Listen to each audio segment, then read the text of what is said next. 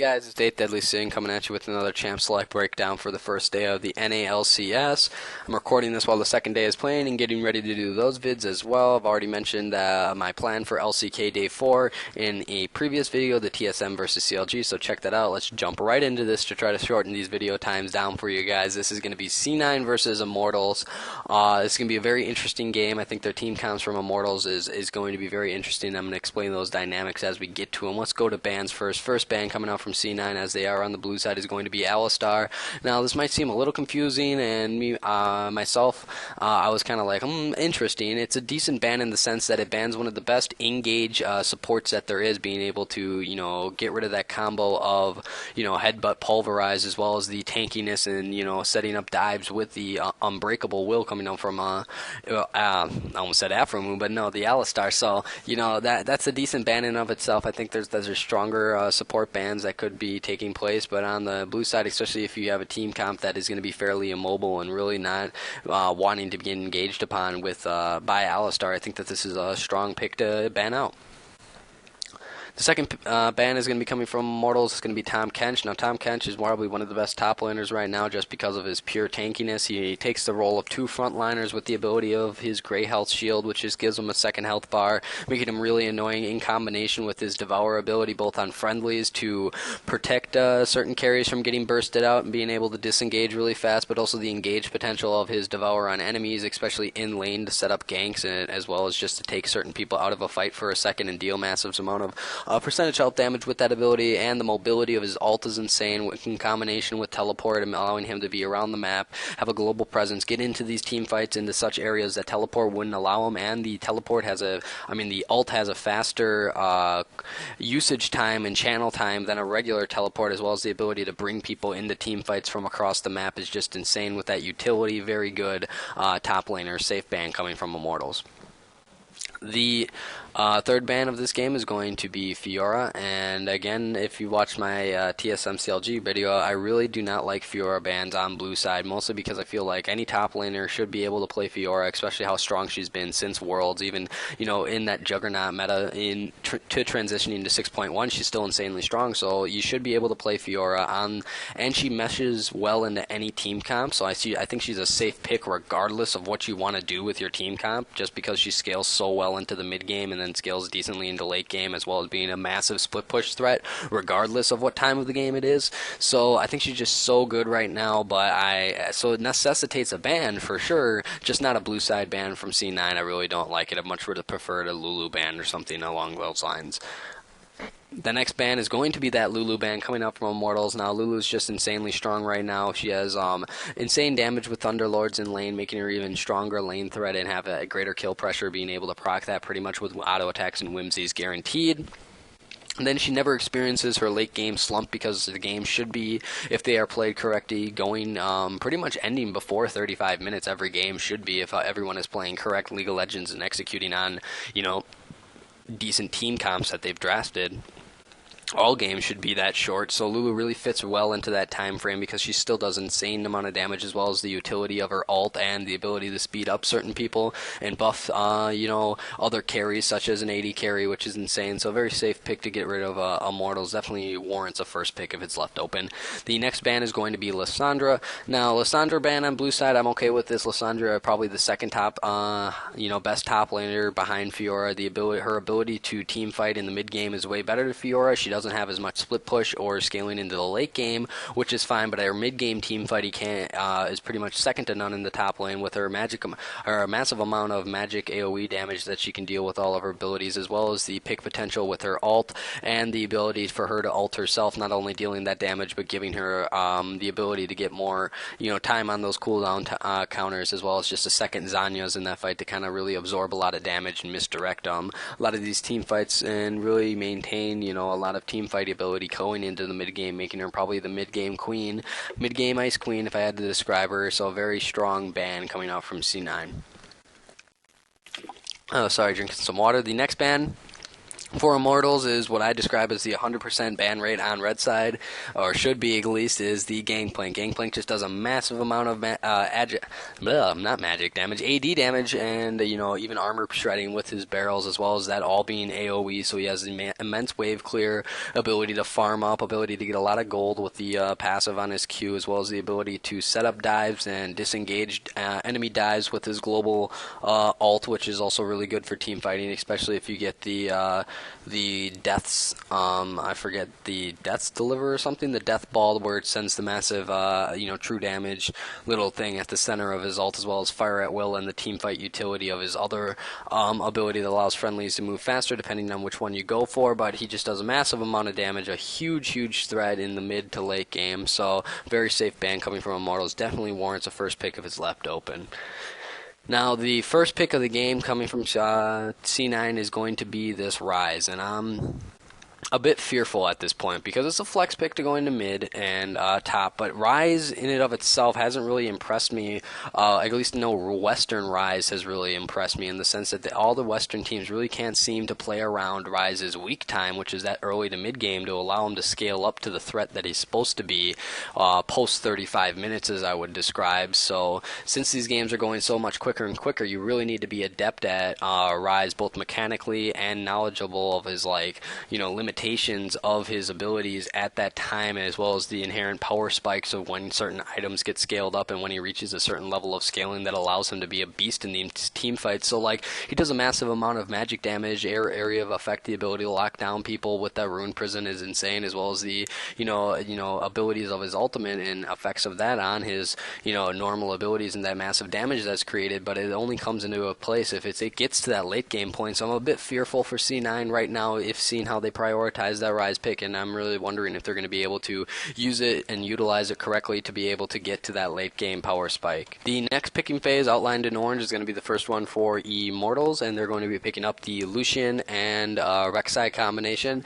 I really like the high priority on the Lucian pick. Not only does it take it away from sneaky, but I think Lucian right now is probably the second strongest support, probably the second strongest AD carry, but also the first strongest AD carry in terms of lane presence. Just the amount of poke that you can do with the piercing lights is insane, as well as the damage and wave clear that provides. Also the culling, another huge source of wave clear and damage if able to get onto a certain person, or if anyone is locked down in an area of CC, whether that be hard CC in the form of a stun, snare, knock-up, or just the slow that allows him to get onto a target with the massive damage of the culling, as well as the ability for him to be spamming his E, W, and Q with Essence Reaver, meaning he never really goes anymore and is able to get more damage coming off from his passive, which is insanely good. That synergizes really well with a lot of different AD carries, and in combination with Thunderlords, just the proc does so much damage.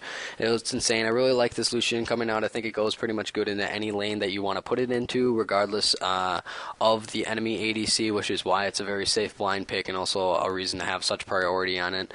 I wouldn't really blind pick the Corki at this point, but even though I think it's better than the Lucian, I think Lucian is definitely way better for lane dominance. Now, this Rek'Sai pick, another safe jungle pick, especially for a blind pick. I much rather would have preferred to see maybe an Elise coming out from Reignover, but Reignover really, is comfortable with Rek'Sai. If you've ever seen the previous season, that's probably one of his most played junglers. I think Elise would be overall better, but in terms of Reignover in his comfort zone, I think Rek'Sai fits right in there. Rek'Sai has the ability to have a lot of gank pathing with the, tunnel and the ability to flash Burrow, so especially with the ward changes where there's not going to be as much vision on the map, I think that this is a very strong jungle pick, as well as has a bit of global presence with the ability to go to different tunnels through her ultimate, so very decent. Also has a decent team fighting mechanic, as well as being able to knock up multiple targets with the Burrow and do a decent amount of AoE attack damage with the auto attack proc of her Q when she is unburrowed. The next pick phase is going to be the picking of Lee Sin for Rush and Braum for Bunny Fufu. Now, the Lee Sin pick I like in the sense that Rush is very good on Lee Sin, so that's the only real reason I would suggest having, Rush pick up the Lee Sin. The only other thing I would suggest for the jungle is Elise, but in the context of Rush and his playstyle as well as prowess on Lee Sin, I think Lee Sin is just as good of a pick. I describe Lee Sin as the AD Elise right now on 6.1, just with the massive amount of early game damage that he can do, especially in the combination of Thunder Lords and proccing that with his various skills and abilities, as well as auto attacks. Just does a massive amount of damage, and the gank pathing is insane, especially since Poacher's Knife now incorporates his Sight Stone into his jungle item, which not only gives him the ability to place a lot more green wards around the map, which is a very nice commodity with the vision changes out of the preseason, but also opens up a lot more ganking paths and being able to ward hop over certain walls and get Qs to initiate lane ganks from various angles that were previously closed with how vision worked earlier. Now this Braum pickup. Also, I think the Rek'Sai Lee Sin early game jungling. I think Lee Sin has a lot more counter jungling capability, as well as just a lot more damage, being able to find Rek'Sai in the jungle and get those kills, and has a lot more kill pressure as well as gank pressure. Just in terms of pure damage, I think the Lee Sin is better. Now, let's get into the support pick for Braum. I think Braum is a safe pick in the sense that it provides a lot of disengage with his ultimate, as well as the ability to set up some engages with his passive on by stunning people, so that utility in teamfight is really good. Also, the stand behind me and the shield is very nice to block a lot of damage coming out. It's going to be able to absorb all those cullings from Wild Turtle and absorb a lot of that damage, kind of negating some of that factor from negating some of the wave clear coming out from Immortals. So I think it's a very strong choice. Especially seeing how you're blind picking the support, taking that away from Adrian, as well as just the inherent synergy between Braum and Lucian. It's a good takeaway from C9's side, as well as being strong to fit into any team comp that they want. The next picking phase, the fourth one outlined in green for you, is going to be Immortals. Now, Immortals is going to be picking up TF for the mid lane, for Walter, as well as Adrian's Janna for the support of the bottom lane. Now, while Janna might seem really confusing for you, I really like it in the sense of Janna is probably going to be the best disengaged support still. Out of all supports, whether or not she's very meta is up for debate. I wouldn't really necessarily describe her as a meta support pick, but I think it fits really, really well into the team comp that Immortals is already crafting for this kind of really mid-game focused team fighting skirmish comp that they have growing for them, even though we don't know the last pick at this point in the draft, as well as the ADC and possible top or mid lane flex of the Rise. I think it's very good in the sense that she's going to be able to. Oh, sorry about that. I'm just having a lot of indigestion right now, so if you're hearing those burps, I apologize. But I think Janna's going to be able to disengage a lot of the, engage potential of the Lee Sin, being able to, tornado, whirlwind away those Qs, as well as her ultimate provides a lot of disengage, as you all know, as well as the movement speed, passive that she has really provides a lot more utility to the team. I wouldn't really suggest any other support here, and I wouldn't suggest the Thresh into this lineup. I think Janna's disengage works a lot better in the context of the Lee Sin pick, as well as the ability to actually set up some picks by throwing, her Q in areas where there are no vision, or where there is no vision, and being able to set up engages with the Q, I think is also going to be a strong point. And in the lane with Lucian, I think it synergizes as well because her shield's going to give him a little bonus AD, so a shield piercing light poke is going to be insane in that lane, regardless if it gets blocked by Braum or not. I think that also provides a nice utility right there, as well as the slow from her other ability that she can cast out, and also potentially set up more poke for Lucian, as well as setting up kills, allowing him to get a lot of damage and really use his passive on people by having them slowed and keeping them in range. So I think both of that pick is very strong. Going on to this Twisted Fate provides a lot of the wave clear that they need with his throwing out his cards and such, but also another huge global engage factor with his alt gold card. I think Twisted Fate does really good into Rise mid lane, and ultimately does really good into anybody else that they would pick in mid lane if they decide to flex the Rise at this point top. But I think it's a very safe blind pick for them. allowing to have some top lane flexibility with Huni being the last pick and saving that for any counter pick potential. Definitely knowing the end result of that flex or not gives Huni an advantage in lane, but I think Pobelter would be able to perform very well on this Twisted Fate regardless, and I think the global engage pressure of that global gold card that I was talking about, it fits really good into their team fight, because if you TF alt gold card the Rise early in that kind of early to mid game stage, you're going to be able to shut down this Rise and pretty much make him a non-factor in this game, and I think that's very good. And they really don't have any disengage to stop that unless they're going to waste Braum ult immediately when that TF comes down out of ult. So I think a very safe mid lane pick that's going to be very strong for mid game team fighting for Immortals. Now the final draft phase and final draft phase for C9 and fifth draft phase of this game is going to be for picking up Sneaky's Misfortune and what ends up being a mid lane Echo. And the Misfortune, I enjoy this pick, so I'm going to start with it first, so I don't have to necessarily poison my mouth with this Echo pick once we get to it. But this Misfortune's good. I would rank her in my top 3, being the third for top ADCs right now.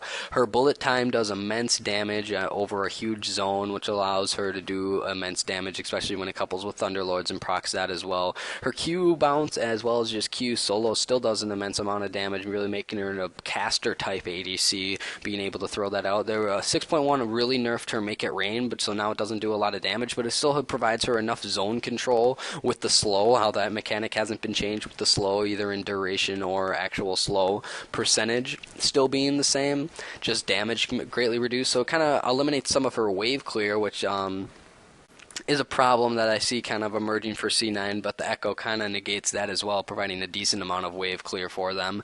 But it also provides nice protection and team fight for C9, especially with the ultimate and the ability to stack damage with the Q, and her Love Tap still does immense damage in lane, as well as providing her a lot of mobility with her passive that hasn't been changed either. So, but she still is fairly immobile. I really don't understand why the Misfortune pick would be coming out in the context of a Rek'Sai that's going to be able to tunnel underneath of her and end that bullet time before it has a full chance to channel, or the gold card threat to ending the channel, or the whirlwind threat to ending the channel from the Janna. So I really don't like the Misfortune pick in the sense that I think Corki would have been a lot better. I think it provides a lot more mid-game team fight and utility, especially with the package, as well as the poke that and wave clear that Corki can provide. I think is way better than Misfortune, which would have really helped C9 out in this draft. And I really think that Misfortune is being pretty much counterpicking themselves, in the sense that there's enough things to deal with the bullet time, which is really the only team fight threat that Misfortune has,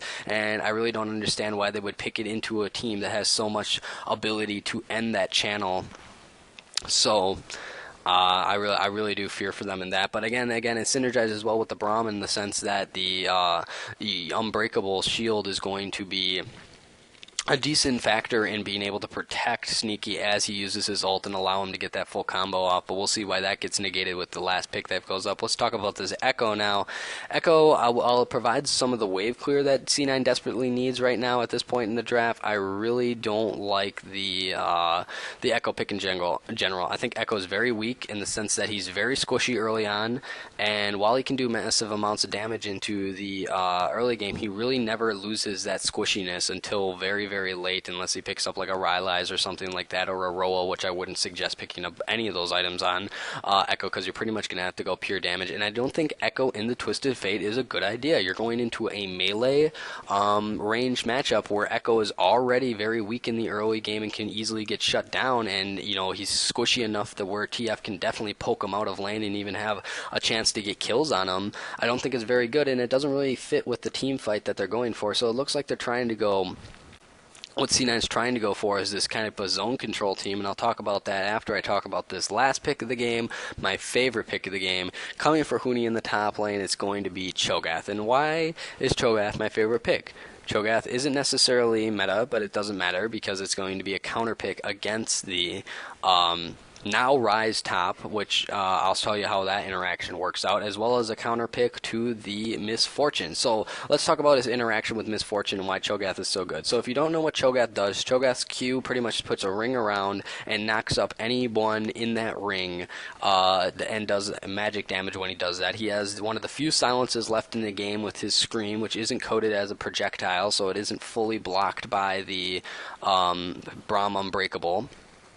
And he has the simple auto attack enhancer, which really isn't bad, but it pretty much allows him to push the wave rapidly and doing a massive amount of AoE damage in terms of being able to push the lane whenever he's in. His ult is a huge nuke that allows him to eat somebody, and when he eats and consumes a person or a minion, up to 6 times it stacks, allowing him to get tankier and tankier. So there's a bit of scaling there, as well as his passive to sustain in lane, where if he gets kills, it gives him a bit of health and mana back.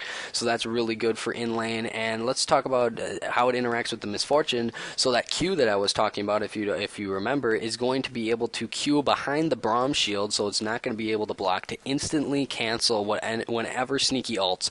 Huni should be able to instantly cancel that, as well as just doing a massive amount of damage with that Q still. So also another thing that I like is the silence works very well into this real caster-based team that C9 has. And when I mean caster-based is Rise relies on all his abilities for his damage. Lee Sin relies on all his abilities for his damage. Misfortune relies on all of her abilities. She's not a right-click ADC like a Caitlyn or something. She's very much reliant on her abilities as her Q, even though Love Tap gives her a bit of help in the area of right-click, but she's not going to be there sitting there right-clicking. That's not her goal. As well as Echo, who's very dependent on his abilities to engage and disengage teamfights with the slow coming out from his Q, as well as the engage factor of his E and his ability to cast his W to get the stun and shield. Well, he does have that 3-hit passive stacking that's good. It's not really going to matter in the sense if he gets silence, is not going to be able to dash away or dash into a team fight.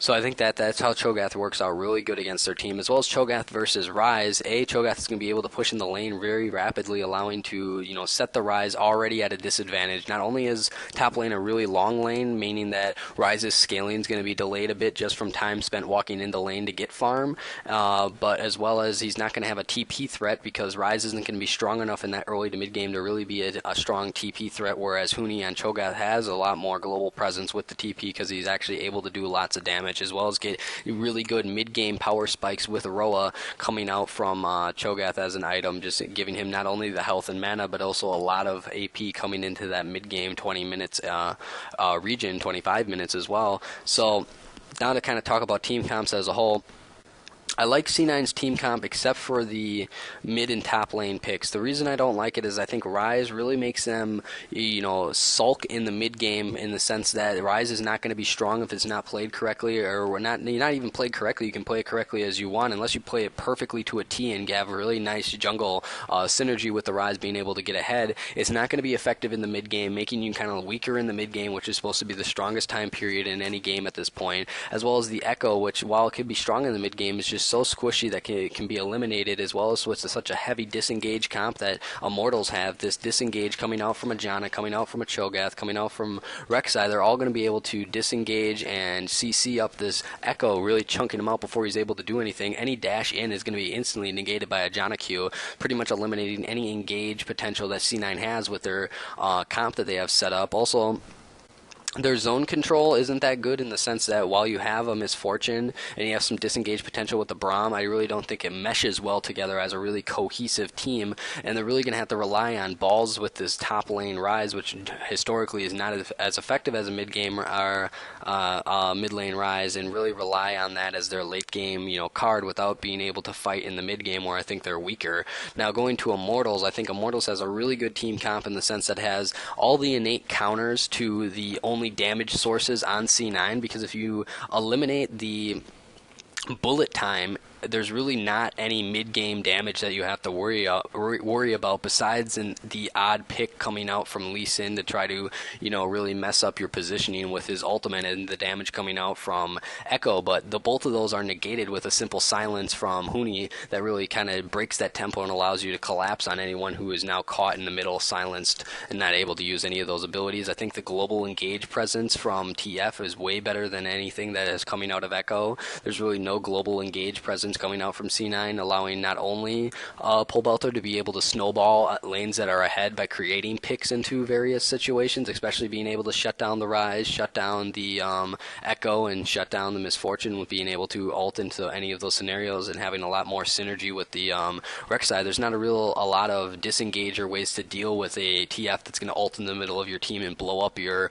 mid lane or AD carry, because they don't have enough disengage besides the Braum ult to actually deal with that. Only slows, really no CC besides Rune Prison, which still allows him to auto attack and cast the gold card regardless, and the only hard CC is that knockup from the Braum ult and the stun from the Echo, which really I don't think can be cast and utilized in such a time that TF can't already have started that engage that in the global pick presence that he has, especially if he has his team backing him up. So I really like Immortals mid-game team focused. I think Lucian beats out Misfortune. I think the bot lane of Immortals is way better in terms of just mid-game power spikes and the ability to team fight and control objectives. And while I say it's a team fight skirmish comp coming out of Immortals, that doesn't mean objectives are off the table, because they can gain all those objective advantages with the wave clear that they have. They have immense wave clear, while C9 only has really the threat of Jensen on the Echo to wave clear for them, not only making Immortals siege game better for if they want to take these Immortals. They have a lot more AoE zone control with the on Cho'Gath and Twisted Fate, as well as the Janna being able to set up these little areas where she can stun anybody in that bottleneck and then have them do massive amounts of damage. But also the fact that Immortals pretty much is guaranteed to control this mid game. I would suggest if Immortals executes their team comp properly, they will be able to win this game in under 30 minutes, at the max under 35 minutes. I don't see this game going longer than 35 minutes unless Immortal makes some serious throws in the mid game where I think they'll be able to dominate. So I haven't watched this VOD. I don't really know what happened, so that's my prediction on what should have happened. I would give the advantage to Immortals coming out of the team comp. I think theirs is way better for how you should play the meta heavy towards the mid game, and just has a lot more ability to not only disengage and negate any damage factors that are on C9, but also deal with any potential engage or moves from C9, pretty much giving them complete control before that Rise gets up. As long as they can shut down the Rise and do decent in all the other lanes, I think the mid game is really where Immortals should be able to take victory before that 30-minute mark. So this has been 8th Deadly Sin. I hope you guys enjoyed. Remember to rate, comment, and subscribe. Peace.